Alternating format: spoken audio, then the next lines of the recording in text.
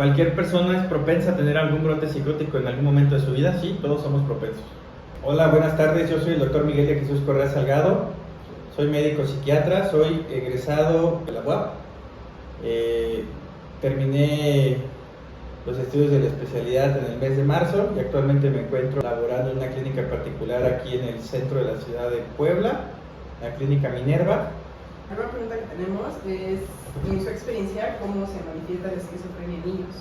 Bueno, mira, hablar de esquizofrenia en niños, pues es un tema bastante raro. Sí puede llegar a pasar, sí, pero la esquizofrenia por lo regular tiene dos picos de inicio. El pico en varones es de los 15 a los 25 años y el pico en mujeres es de los 25 a los 35 años, pero en estas puede ocurrir un segundo pico de inicio que es después de los 40 años. Hablar de esquizofrenia, así como tal de un trastorno psicótico primario en menores de 7, 8 años, híjole, yo te diría que es como rarísimo. Sí puede llegar a pasar, sí, más que niños es en adolescentes. Y los síntomas los tomamos en cuenta según el DSM-5. En el DSM-5 pues nos piden que el paciente cumpla con ciertos criterios. Sin embargo, pues hay una diferencia entre los síntomas manifestados por alguien que sea pues mayor de edad a que sea pues un escolar o un paciente pediátrico. Como tal, los síntomas que va a llegar a manifestar son aislamiento, cierta aplanamiento afectivo, como que el paciente ya no expresa bien sus emociones, puede llegar a tener, se le llaman ideas delirantes, que son como cierta desconfianza de las personas con las que tiene contacto o incluso con su familia, puede llegar a tener ideas sobre que su familia les va a hacer daño, que alguien los vigila, alguien los persigue. Y también puede haber la presencia de lo que son las alucinaciones, sobre todo son de dos tipos, son de tipo auditivas y de tipo visuales. A lo mejor en un principio las alucinaciones son simples, es decir, en el caso de que fueran auditivas simples únicamente serían ruidos, murmullos o sueños, y es raro que lleguen a manifestar alucinaciones auditivas complejas, que ya serían como tal palabras, como una tercera persona. Y las alucinaciones visuales, también por lo regular son más simples, el paciente refiere percibir como sombras.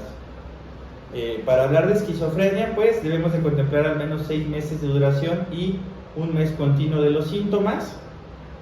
También para hacer el diagnóstico, pues tenemos que basarnos en que la presencia de antecedentes heredofamiliares, porque la esquizofrenia es un trastorno psiquiátrico que pues es hereditario en su gran mayoría de casos.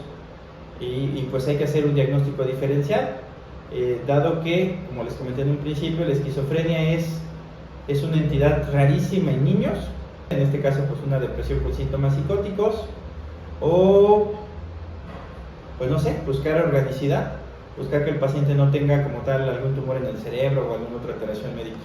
¿Usted ha notado algún patrón en los factores ambientales que aceleran el desarrollo del trastorno? Sí influyen, pero el principal sería hereditario, sobre todo tener parientes de primero o segundo grado con antecedentes psiquiátricos, sobre todo esquizofrenia. Ese sería como el de más riesgo. Hay una clasificación que se le denomina así como de población de ultra alto riesgo para desarrollar esquizofrenia, en el cual son personas que tienen rasgos de personalidad esquizotípicos o esquizoides. Y pues estos tienen pues una muy alta probabilidad de desarrollar esquizofrenia. Algunos otros factores ambientales, el cambio de emigrar de un país a otro es un factor detonante, alguna experiencia traumática, no sé, la pérdida de un ser querido, la separación de la pareja, el embarazo, pues pueden ser como factores detonantes para la enfermedad.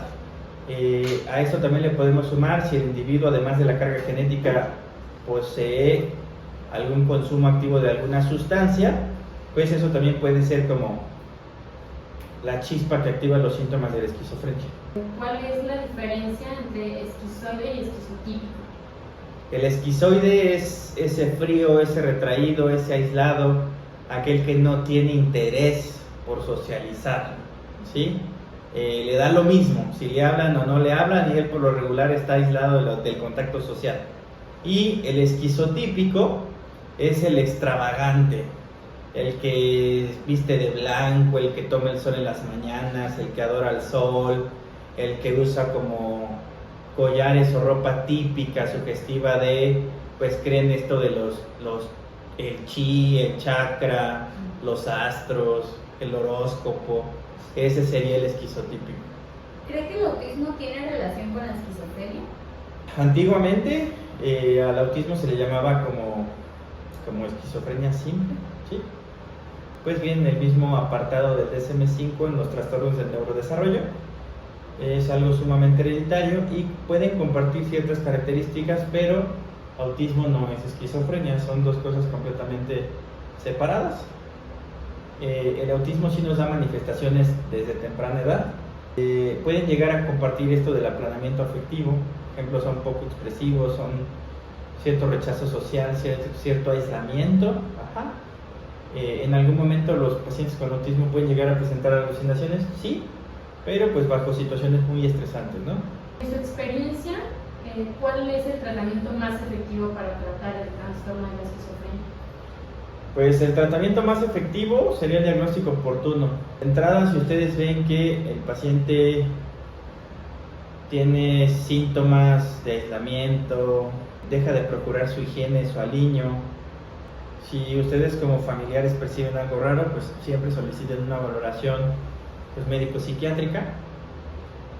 Desafortunadamente en México el diagnóstico de muchos de los trastornos mentales a veces se retrasa hasta 14 años. Y pues esto le da mucha chance a la enfermedad de que pues tenga un gran desarrollo. Entonces, ¿cuál sería el mejor tratamiento? Pues el diagnóstico oportuno. Y pues el pilar del tratamiento de la esquizofrenia, además de generar la red de apoyo, la conciencia de enfermedad, pues es la adherencia al tratamiento médico farmacológico que se le dé al paciente. Por lo regular consiste en el uso de fármacos del grupo de los antipsicóticos, los cuales tienen como muy buena evidencia de que los síntomas responden, y pues así frenamos la progresión de la enfermedad y la aparición de ciertos episodios agudos. Y en caso de que no se dé un tratamiento adecuado a las personas que tienen este trastorno, ¿a qué podría llegar? Pues eventualmente el trastorno va a tener una progresión, pues ahora sí que pues libre. El paciente va a continuar con el deterioro de las habilidades sociales. Hay pacientes que, por ejemplo, yo he valorado, no sé, 2 años después de su última visita. ¿Y por qué dejaron de ir a las citas de seguimiento? Porque en la noche se les escapó y ya no lo pudieron encontrar hasta 2 años después. Y vemos un marcado deterioro en sus funciones cognitivas. Era alguien que podía entablar una conversación, alguien que podía tocar un instrumento musical, y de repente pues vemos que el paciente pues ya tiene menor contenido de palabras en su pensamiento, en el uso de su lenguaje. Los síntomas pues psicóticos, las alucinaciones son como más pronunciadas, la indiferencia al medio está más marcada, y pues esto nos habla de que si dejamos la enfermedad a libre progresión, pues realmente pues, el pronóstico es muy malo. La mayoría de los casos de esquizofrenia que no se tratan pueden llegar a terminar en suicidio. Hay como mucho tabú en ese tema de que un paciente esquizofrénico son sumamente peligrosos y eso. La verdad es que no, siempre y cuando pues tengan muy buena adherencia a sus citas de seguimiento y pues tengan uso de medicamento. Que la esquizofrenia puede llegar a incrementar el suicidio, pues hay algunos casos reportados, pero pues no es como lo más frecuente. Por lo regular, el paciente que tiene esquizofrenia de larga evolución son aquellos que andan caminando en las carreteras, son aquellos que andan aislados en su cuarto y no se bañan en meses o en años, tienen todo su espacio desordenado y en ocasiones suelen ser pues hasta agresivos con personas que desconocen, ¿no? Personas que se acercan a su entorno, porque recuerden que pues ellos presentan alucinaciones, creencias que son fuera de la realidad. Entonces sí, en un brote agudo pueden llegarse a tornar hasta impredecibles.